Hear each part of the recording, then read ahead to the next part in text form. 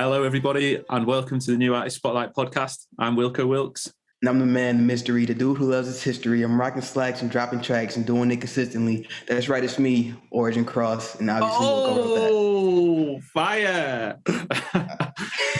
Thanks, everybody. I like it, man. I'm glad that you did it. I put it in again because I wanted you to do it. I remember it from the first time. Yeah. Okay, well, thanks, everybody at home for joining us for another episode. If you listened before, you'll know that we're here to interview some incredible emerging artists from around the world of independent music, all of whom can be found on the New Artist Spotlight playlists. And don't forget to check out the website, newartistspotlight.org, where you can find playlists, news, reviews, tips, and just about anything you need as an independent artist. Okay, so today's guest is an exciting one. He's an innovator. He's a man with an insatiable hunger for his craft. His name is Mike, but he's better known as the Blindfold Experience. So please welcome to the show, the Blindfold Experience. Hi, guys. Thanks for having me. Yeah. Woo! Thanks for coming on. And it's a pleasure to get to meet you. I'm not saying good squire today, but it's a pleasure to get to meet you today. I already know a little bit about the Blindfold Experience and the really unique way that you guys put together, or you mostly, but you and everyone put together the music. But for anyone who doesn't know about you, could you give us a little bit about yourself? Yeah, sure. Well, the Blindfold Experience is a musical project that I started. Basically, I write songs and arrange them here in Sweden, where I live. And then I choose different musicians depending on the song. So I have tried out quite a few, and then I get to new ones as well along the way. And so I choose for each song the ones that I think will work the best for it. So what you may have heard so far, it has been pretty much rock and metal, but there's going to be more. The next upcoming one will be almost acoustic, and then there will be a little more. That's cool, man. You got the music in you. Thanks. So you've got loads of songs just in your head, and you think, right, how easy is it to find like musicians on Fiverr? Do you find yourself trawling through loads of them, trying to get the right one, or? Yeah, sure. When I started, I've been doing this for a long time, but I've been playing also in a band. And what I did when I started, I started back in 91 doing this, actually, but nothing's happened for like 40 years or something. So I was pretty much waiting for my bandmates to come and do their instruments and do it better than me, so the song would progress. And no one has time. We all have kids and families and lives and day jobs. So eventually I got tired of waiting. So I started looking on Fiverr, started looking for guitarists at first, bass players. And eventually I decided also to replace the MIDI drums with live drummers. And that was a real boost, I think. I tried out many different guitarists and singers and everyone, and some are great, some just didn't work for that song and worked well for another one. So now I think now I have, when I want to do a metal song, I know which guys I can go to.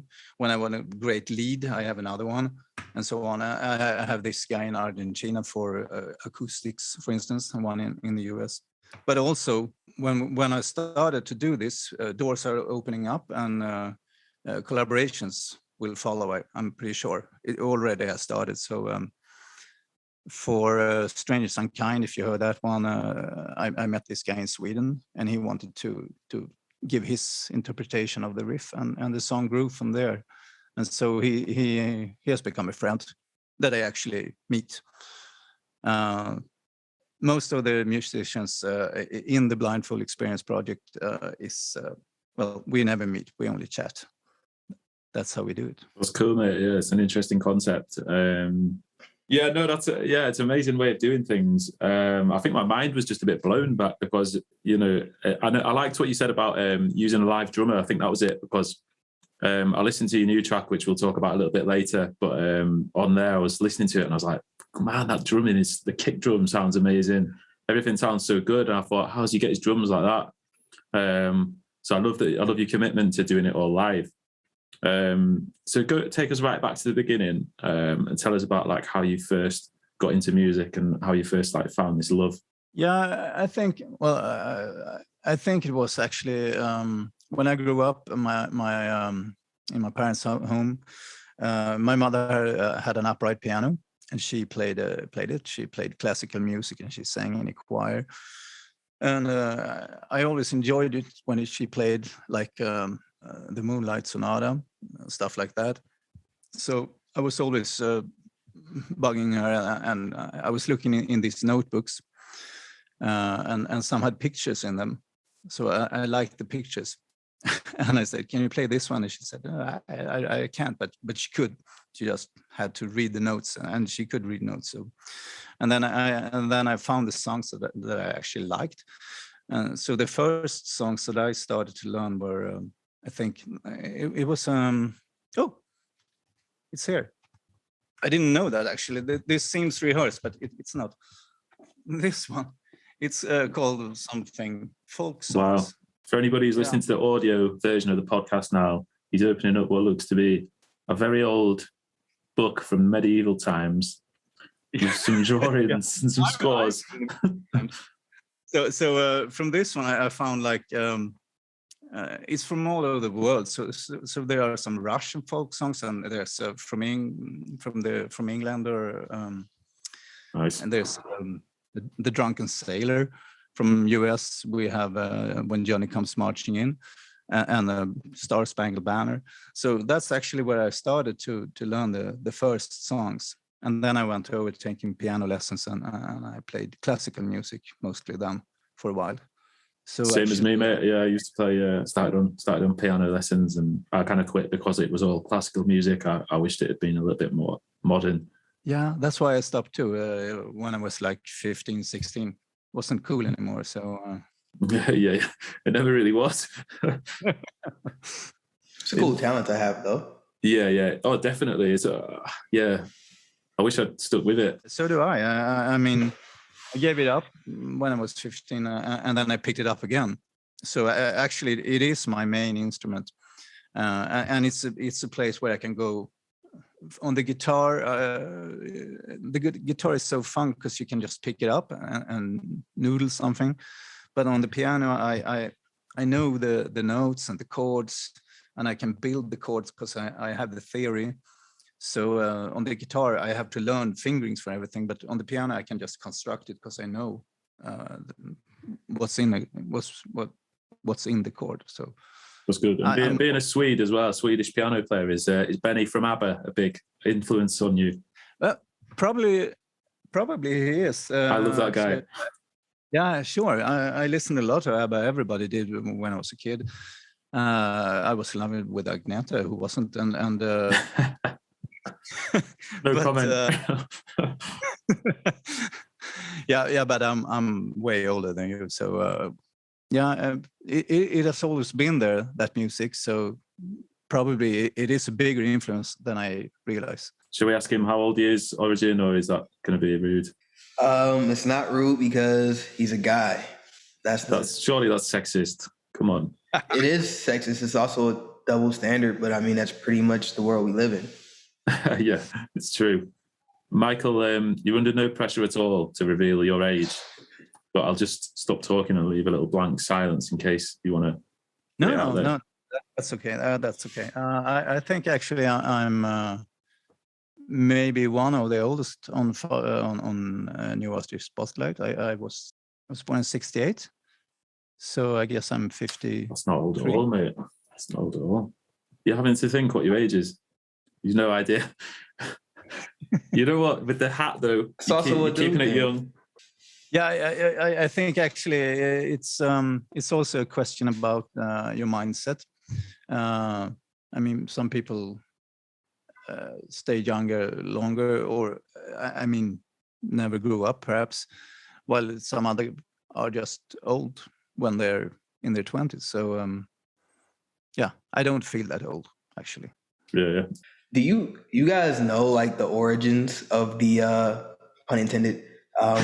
Like a lot of the folktales are all like horrific like there's like a book or something that talks about all these like songs and stuff that like we just like know and don't really think about, and they're like all these horrific like beginnings to where the songs come from.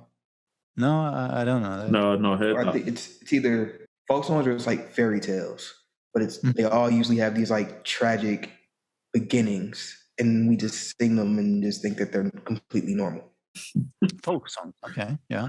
No, So it could be folk songs, or it could be not folk songs. It could just be fairy tales. But I mean, I wouldn't be surprised either way. It feels like you're giving us half a fact here, Origin. I know fairy tales for sure. I Right. definitely know fairy tales. I also know the song that plays. I don't know if you guys have the same ice cream trucks that we have, but if it plays the same song, that song is definitely rooted in like racism and like slavery. So I'm guessing it's probably not the same song. But yeah, there are some things, some tunes, and some fairy tales that we all know and love that are just morbid if you know the backstory too. Okay. I don't think we have the same ice cream trucks melody, because I've seen ice cream trucks in American movies many times, and I think they have a different song. Yeah, I don't know what that song is, but I always play the national anthem, and everybody salutes the Queen when an ice cream truck goes past. Really? Yeah, no, I'm only joking. I'm like, I don't feel like that's true. I'm just gonna pause and wait till it either breaks or it just didn't feel like an actual thing. I'm glad that you thought it could have been. I'm glad that it was possible. Yeah. Well, need to go to acting school. So the first Blindfold Experience song hit Spotify last year, if that's correct. So what kind of gave you the motivation to kind of start releasing music under the Blindfold Experience? I know you said you've been in bands and stuff like that before. So yeah, just kind of what came before. Well, it has always been an interest to make music and pretty much adding pieces together. That's pretty much what I like to do. Also, I mean, adding layers on top on different instruments. And when I was a kid, I had this organ where you can play you got the bossa nova and the disco rhythm, and they sound pretty cheesy, but you can elaborate with them and make some kind of music. And then I wanted to, when I got a little older, I started to experiment making rock music, and I borrowed from friends the 4 tracks so I could record with the drum machine and then record the guitars on it. So that's good. Like it's good that you've always kind of had that drive to put different bits together and put your own spin on it. I just do something. But yeah, so you say you're in your early 50s now. Have you been releasing music before then? From the start, I just wanted to do something, and I just listened to it myself. I couldn't even get my friends to listen to it. And then I evolved a little, and it became better. I got better drum machines, and the synths sounded better. But when I started to bring in the other musicians, everything took a step up. And instead of me playing everything half-ass-wise, so then I thought that it started to sound pretty good. So I thought, well, maybe I should release this. And it was actually the first one that I was working on was the one that just has been released, Mother of Ghosts. So I have always only done instrumental music before. It's been kind of filmatic and dark. But then I started to try to write some kind of melody on top of that. And I just didn't get it. How can you write a melody on top of something? And then I started to sing in the car mostly. And then all of a sudden I had a melody. And then the words started to come. So it has evolved pretty much. So it's just been like 2 years of writing that I have actually started to incorporate lyrics and vocals. That's amazing, man. And how does it feel? Do you love that feeling when you release some music now? Yeah, I do now. Yeah. At first, the first one, I was pretty anxious. I didn't know if can I really release this, but I also kind of accepted the fact that okay, I kind of like this that I have created, and if someone else likes it, that's just amazing. But I would still do it because the most important part for me, I always wanted to just create something. Yeah, it's cool, and you should be proud of yourself as well. It's nice when you see your own stuff on Spotify and stuff like that. It's an accomplishment. I think you don't want to get sort of used to it. You want to take some time to just give yourself a pat on the back every now and then and think, how cool was this? Like, because a couple of years ago you didn't have anything released from all those years of playing music. Now you've got like tracks on there that other people are listening to on the other side of the world, enjoying themselves. You know, I've listened to your new track at least 3 or 4 times. I really enjoy it. And obviously I'm familiar with the other ones as well. So it's awesome, man. So how is it, like working with other artists without actually like being in the room with them and stuff? Do you ever not like the things they sent back, and you're a bit like, what sort of issues are involved in that? Yeah, well, it can be pretty hard to explain. I just gotta say, the first time I saw my own song on in the car on the display, that was pretty cool. And I guess you guys must feel the same the first time you saw your album cover on a display. For sure. For me, it was seeing my name on a band lineup, like a poster for an event. Yeah, that was quality, man. For me, it was the being able to download my own music on Apple Music. Yeah, it's cool, isn't it? Yeah, that was a moment. Yeah, December 2018. I remember it very distinctly. Yeah, what's going to be the next question for both of you? What's going to be the next moment like that? For me, I think it's probably when I release an album. That'll be another massive milestone. What about you guys? Yeah, an album will be the next milestone, I think, for me. Origin, you don't know? I have no idea. When you see your name on that birth certificate? Oh my goodness, man. I mean, that's going to be a moment. Yeah, for sure. Will you sign it Origin Cross? Absolutely not. Musically, what's going to be that next moment? Yeah, sorry. Is, maybe seeing my name on a billboard outside of a venue or something, like performing tonight or something like that. Yeah, that'd be cool. Yeah, man, that'd be awesome. Special guest, Wilkes. yeah. Get me on there. You say he's the opener. Oh yeah, Blindfold Experience. Do you need some rappers? Because me and Origin, we're very cheap. We only charge a few $1 million for a feature. Yeah, sure. Actually, you asked, I think, the problems with collaborating online. Yeah. So I think one problem can be, if you're trying to write in text to the drummer, for instance, and say, well, for the intro, could you just do the chugga chugga chug? It would be so easy to say it, but when you write it, chugga chugga chug, and well, it could be pretty much anything. So that's I think that's a hard part, and also when you're mixing, if I could sit next to Andres when he's mixing, we could communicate much easier than trying to write. So that can be a problem, but I think also it works pretty well. One thing when using musicians from Fiverr is the good part is if I don't like it, I don't have to use it.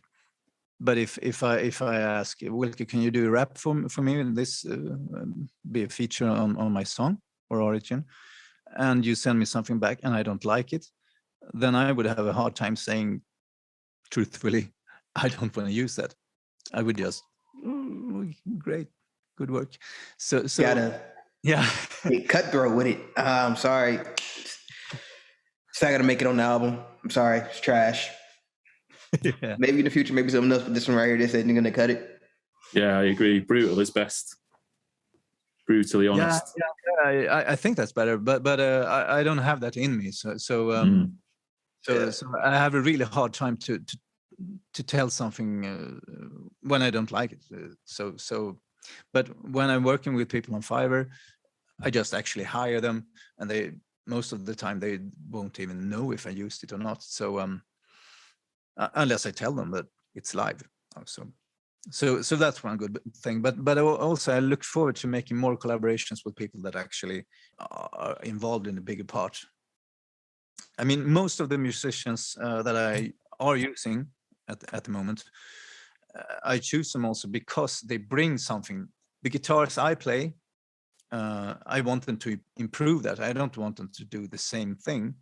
I want them to bring. They are much better than me, so they have to bring up the game. And I like it when they come. Well, I added this little fill here, or how about this? And then it becomes. Then it grows, and when everyone brings their own part and everything grows, the song grows. So yeah, that's great. And is it good for your reach as well, because you've got other people sharing it who were involved halfway across the world and have a totally different group of contacts to you? Yeah, I think so. When it will be actual collabs with the Fiverr guys, I think most of them don't even share it or so. Right. Do you hit them up and say, share this, or? Yeah, I do, especially with some of them, and some of them we promote each other a little on the socials. If I do something, the Blindfold featuring Wilko, then it's another thing. Then there's two artists there, you know. Yeah. So I think that would be a whole different experience. So basically, a session artist versus an actual collaborator. Yeah, exactly. Can I ask who's doing the mixing? Is it you, or do you reach out to someone on Fiverr for that too, or how does that happen? Don't you know who mixed my latest song? I feel like I should know the answer to that, but I mean all the songs. I've heard the rumor. Yeah, Andres Quatzelli, the man himself. I heard that just from earlier in the conversation. But I didn't know if there was a. It's brand new because from the beginning, I usually make my premixes pretty much the way I want them, but I don't have the technical knowledge or the interest with the compression and equalization. So it basically it's a pretty good layout how I want it to sound, but then I want to bring someone professional in to do that part. And the first guy, or actually the first 6 guys I used were from Fiverr, and it wasn't happened with the first 5. And then I found this guy from Iceland. I think he did a really good job, but he kind of, well, I think he got burnt out or something. He has too much to do. And then I started looking around, and I connected with Andres Quatzelli. I don't know if I pronounced that right, Andres. But yeah.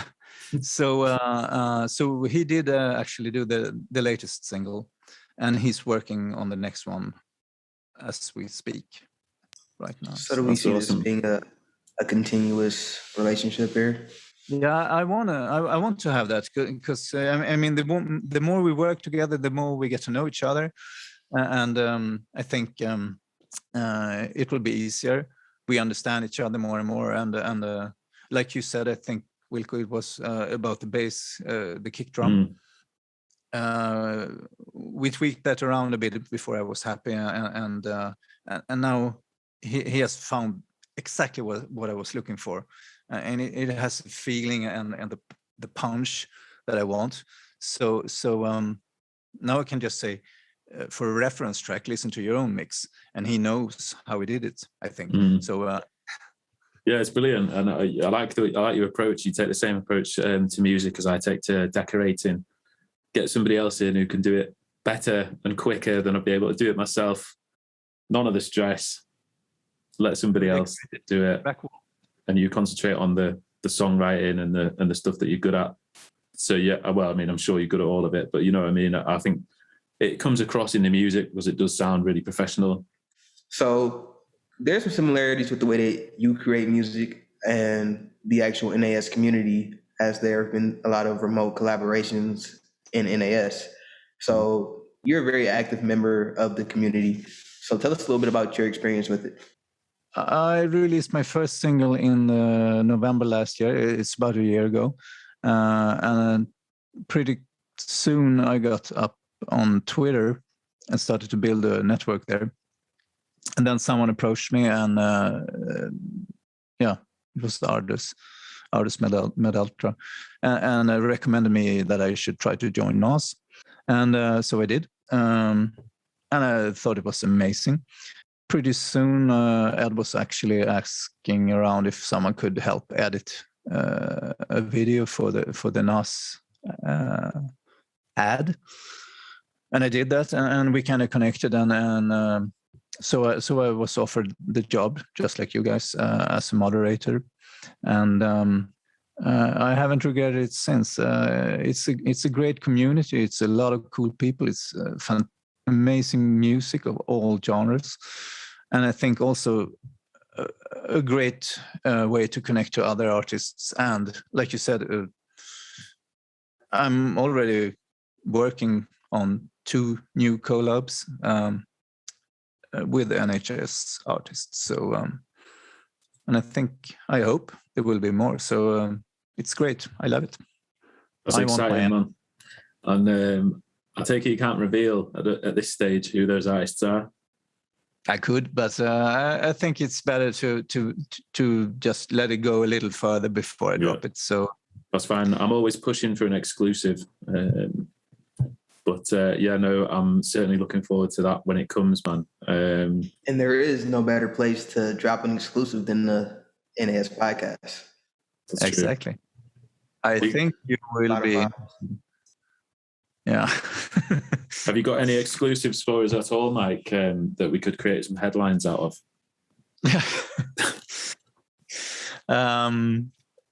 Well, today we're actually going to look at Mother of Ghosts, because it's been released like today. Today? Yeah, today. It's today. At the time of recording. So you'll see it a little late, guys, but exclusive for us today. Yeah. And if it hadn't been for that, you could have had an exclusive of the next single that will be actually an acoustic version of Fly.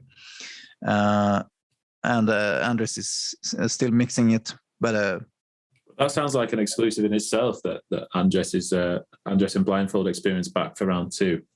I think that'll whet some appetites. Yeah, I think I'm not going to say too much, but I think Andres likes working with me as well. So I think we are connected, and we work well together. He understands me, and he does an amazing job. So great. Yeah, he really does. It sounds awesome. So do you want to tell us a bit about the track while we're on it, and we'll give it a spin after? I told you earlier that I started to record on 4 tracks, and then I got my first real synthesizer, the Korg M1, and I bought it because I had started to I had bought an electric guitar and a Marshall amp, so I wanted something to play too. So I actually bought a synthesizer to make the background tracks, and then I wrote this song. It was actually one of the first complete songs that I wrote, and that was like in '91. So then about every 10 years I have reworked it, and I brought in friends who played the bass. So the first version is well, it's pretty much more basic, but it is the same structures and the same riffs, but everything has evolved. And then 10 years later, I worked on it again, but I never finished it. And then this last period, that's a song that I went out and looked for. First, I think I found the guitarist, a guy from India, Kiran, amazing guitarist, did the rhythms and leads. And then I found this guitar player in Poland, bass player, that I also really enjoy working with. And then I had that mixed and mastered by 4 or 5 guys, and I was never really quite happy. And then I decided to try a real drummer instead. The drums for this one actually was the drummer in the band that I've been playing in for ages. He and I sat together, and I had very basic drums, and he started to drum with his fingers, kick drum, snare, and then he did the hi-hats with his fingers. And most of those drum arrangements are still with this version, and that's really cool, I think, because the drummer, he's a beast from, I think, Uruguay, David Lanas, and he seems to be able to play anything I throw at him, because I've been using Easy Drummer, which is a very competent drum program, easy to manage, and the MIDI fills are played by live drummers, so it's very, very good drummers. And he brought he made it even better. And there is a big difference when the live drummer comes in, compared to a drum machine, I think. So this is the final version. I'm going to leave this now. I've been working on this song for 30 years. So I'm a slow rider. You got there in the end, though. That's all that counts. Yeah. Yeah, it's clear to see, it's clear to hear your talent through the track. So let's take a listen. If you would like to do the honors of introducing it, please do. Sure. This is Mother of Ghosts by the Blindfold Experience.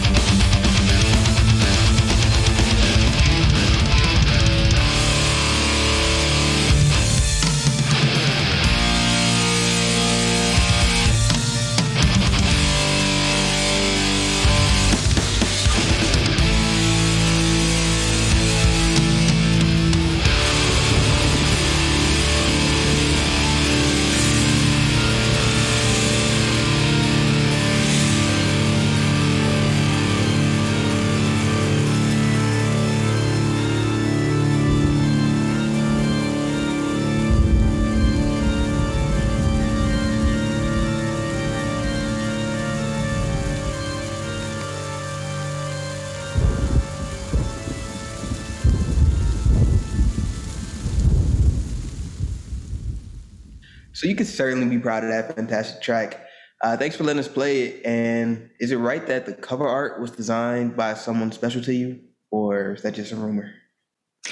No, that's true. And thank you. But yeah, the cover art was drawn by my daughter. She's 15 years old, and she drew it on her iPad.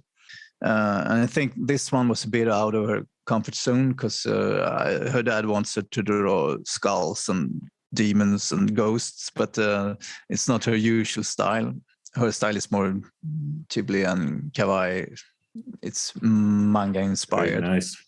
I always get that wrong, but I think she's very talented. So actually, I asked her if she wanted to do that for me, and she did, and I'm very pleased with it.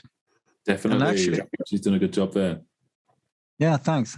Yeah, I'll be sure to tell her because I've been getting a lot of positive comments about the artwork, and she seems pretty proud when I mention it. And she gave me this speed paint, if you know what that is. Like she draws this thing on her iPad. It takes her 6 hours, and the program takes a snapshot every once in a while, and then you compress it to 30 seconds, and it just that's cool. It's good content that as well on it. Yeah, it looks amazing when they do that, like time lapse, isn't it? Yeah. So I figure I could use that for social media and even the I was going to say lyrics video, but this obviously won't be a lyrics video. So yeah, look forward to seeing that though, mate. Definitely can see the anime manga influence in the artwork as well. Yeah, absolutely. Yeah, it'd be nice to see how it's constructed. So I like how you're keeping it in the family as well, not just calling in favors from massive drummers in Uruguay and guitarists from India and all around the world. You've also in your own home calling in those favors. Love it, man. Yeah, but actually, she teaches me a lot. I mean, we watch. If you know Studio Ghibli, their movies, animes, and we watched several really good animes together, and I would never have seen them if she hadn't introduced me to them. So I've heard a lot of good things about Studio Ghibli actually, but I've never watched one. Have you seen them at Origin or? I am not an anime person. No, neither am I really. I wasn't either, but that's the thing. Yeah, sometimes it takes somebody to show you something. Like you say, that must be a pretty cool thing about having your daughter as well, and she'll have different interests to you.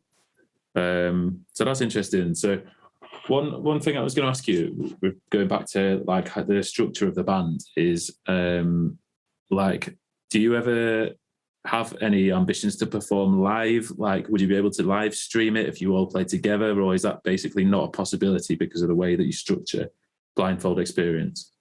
Well, I mean, if, for instance, we would take, let's take Paradise for instance, for as an example. So we have one guy from India, we have one guy from Argentina, and that's not Andres, it's a guitarist. We have the bass player from Poland and the drummer from Uruguay, keyboardist from Sweden, and the UK singer. I mean, it would be a pretty expensive gig, I think. But and also we never even met, so we don't even know if we like each other. We couldn't work together, perhaps. But so I don't think it's realistic that it's ever going to happen. But actually, I am working on something for Nasapalooza that will just be a scaled down version of Fly, where piano and vocals, but we won't be performing together. I will record my part and he will record his part, and then I'll put it together. But so in that kind of essence, not live perhaps, but at least semi-live, if you can call it that. Yeah, that's still good though, mate. Yeah, and it's the only sort of modern technology of today that gives you that opportunity, really, isn't it? Yeah, it's pretty amazing. Yeah, sounds like you're using it to its full extent. Yeah, well, we try. So there's something that I noticed over the last couple of minutes, and I think it's it needs to be brought up. The way you guys, and I'm guessing you guys are probably correct because this is America and the way that we speak is sometimes wrong. You guys say Uruguay and we say Uruguay. Ah, well, You say Uruguay. I'm not sure. You say Uruguay. Well, yeah, we would say Uruguay. Uruguay. I've never heard it pronounced that way before. No, actually, I'm not sure because I mean I'm not a native English speaking. So I mean in Sweden I would say Uruguay. So I think that's closest to the Uruguayan pronunciation. So I have no idea, but I mean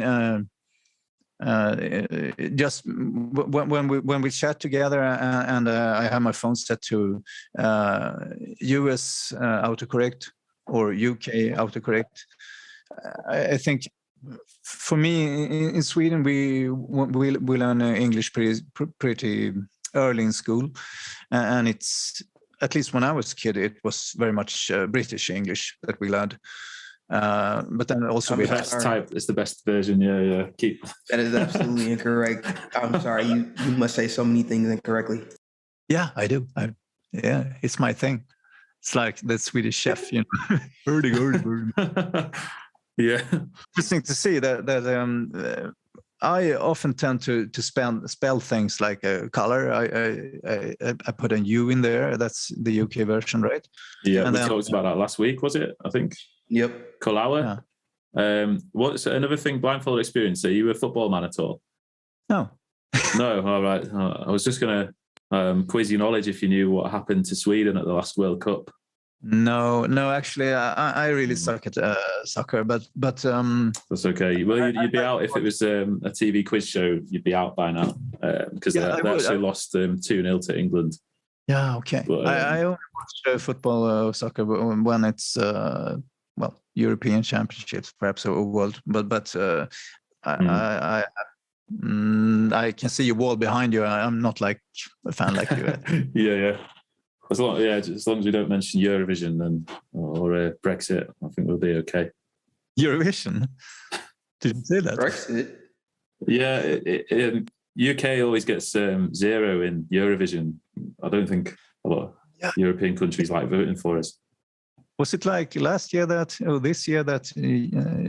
We got 0 this year.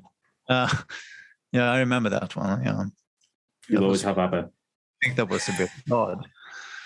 So while Wilko has to apparently mourn from a thing that I don't understand at all. So what is the dream for the Blindfold Experience, right? It's such an unorthodox way to run a musical family network band. I'm not even really sure how you specifically define it, but are there any aspirations? Are you going for something? Or are you just kind of doing it because you enjoy it and you just kind of want to see where it goes? I think the latter, because I mean I do enjoy it and I do want to do it. I don't have big goals or ambitions, but I certainly wouldn't mind if something good happens. But I don't have a plan laid out that I'm going to reach any level. Actually, I'm pretty amazed so far. I think today, Strangers Unkind crossed 100K streams. So that was pretty... Congratulations. Thank you. Nice, man. Nice. I had never expected that.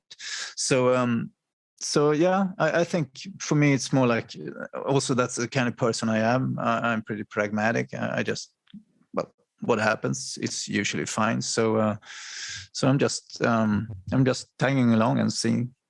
I realize that there is some potential and some. I mean, just this level is amazing. It's way beyond what I ever expected. So I'm pretty happy where I stand, and I just go along. That's cool, man. Yeah, enjoy it. And do you have any other than what you've told us about already? So you've got the next track that's being lined up. Have you got how far in advance have you got plans after that? Yeah, actually, this song that I have released and also Mother of Ghosts, and the next one, the acoustic version of Fly. I've been working on these songs for the past 2 years.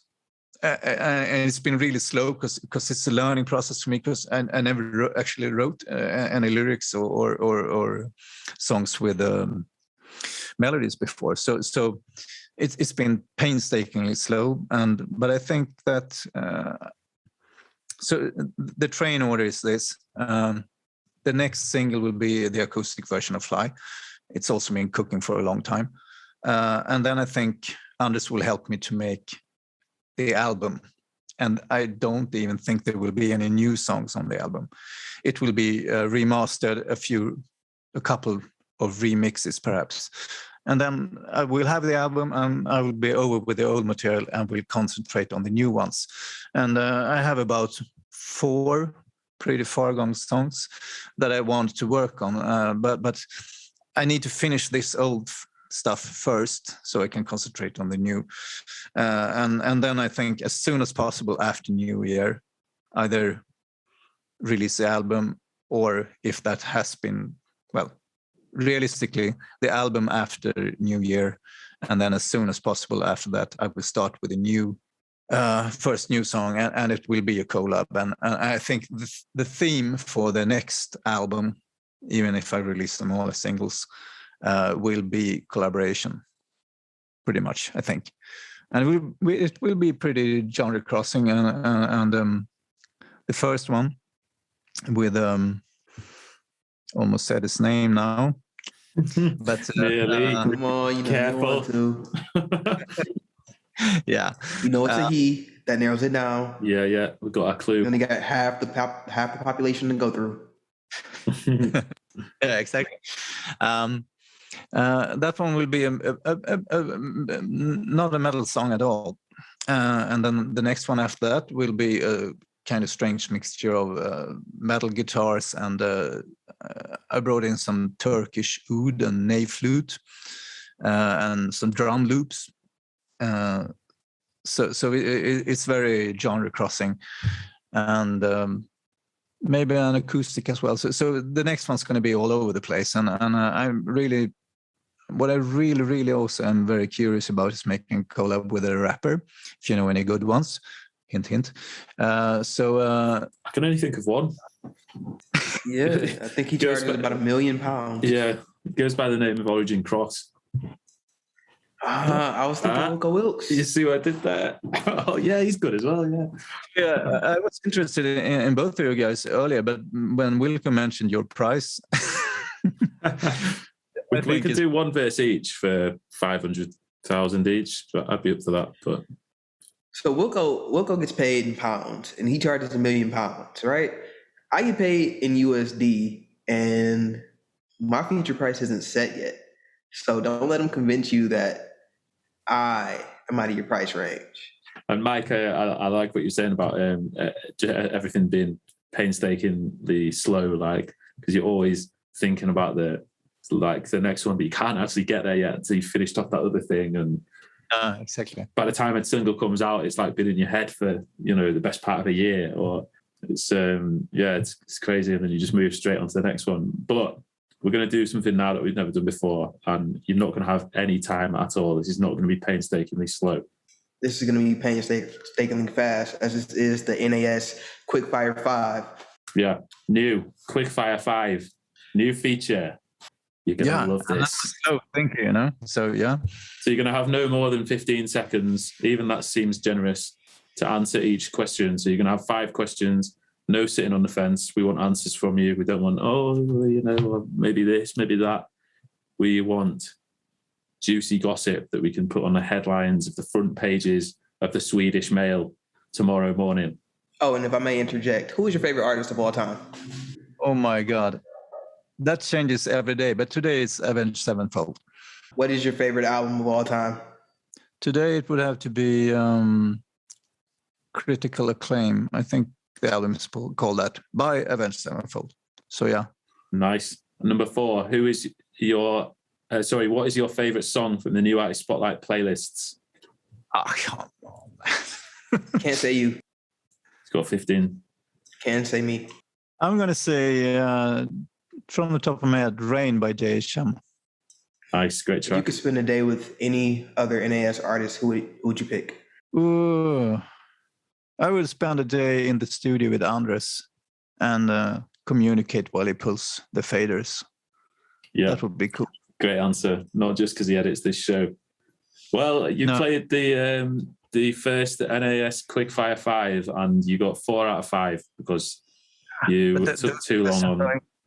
Yeah, you know, for me, the greatest song ever, it's a different one every day.